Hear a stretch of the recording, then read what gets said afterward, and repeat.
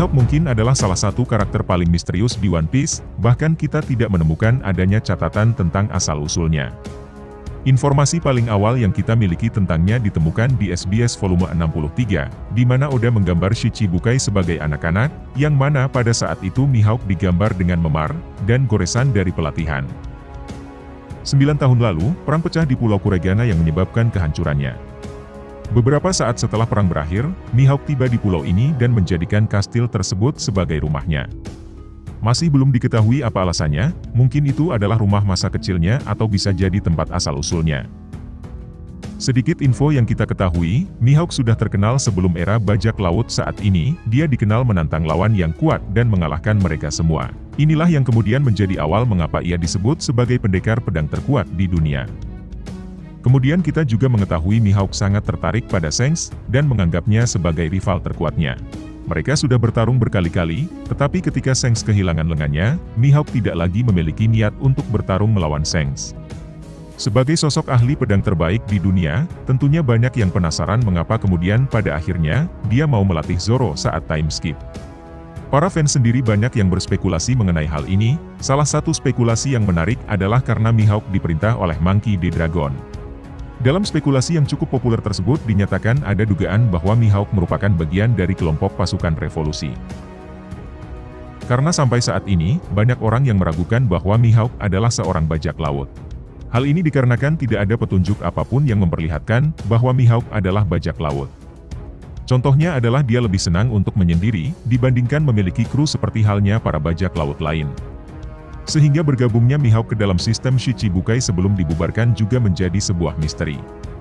Mengapa pemerintah dunia menginginkan Mihawk, dan apa yang kemudian membuat Mihawk setuju untuk bergabung dengan Shichibukai?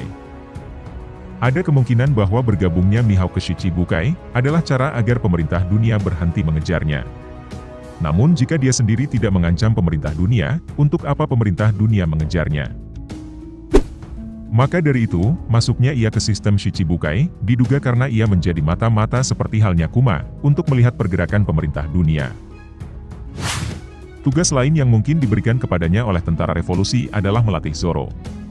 Ketika topi jerami akan dilenyapkan oleh Kizaru di Kepulauan Sabaudi, Bartolome Kuma tiba.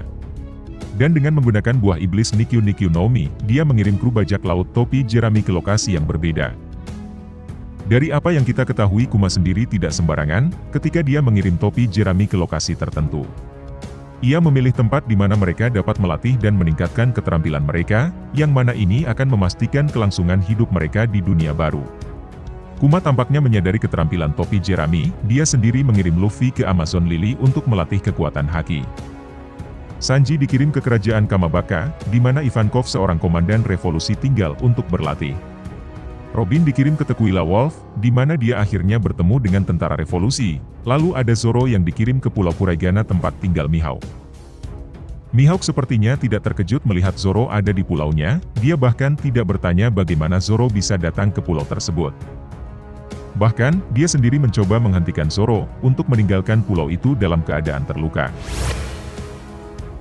Kesimpulannya, admin percaya bahwa Mihawk ditugaskan oleh tentara revolusi untuk melatih Zoro. Karena sepertinya tindakan Mihawk dan Kuma juga terkoordinasi. Sama seperti Kuma dan Rayleigh, ketika Kuma memberitahu Rayleigh kalau ia adalah anggota pasukan revolusi yang punya hubungan dengan Luffy.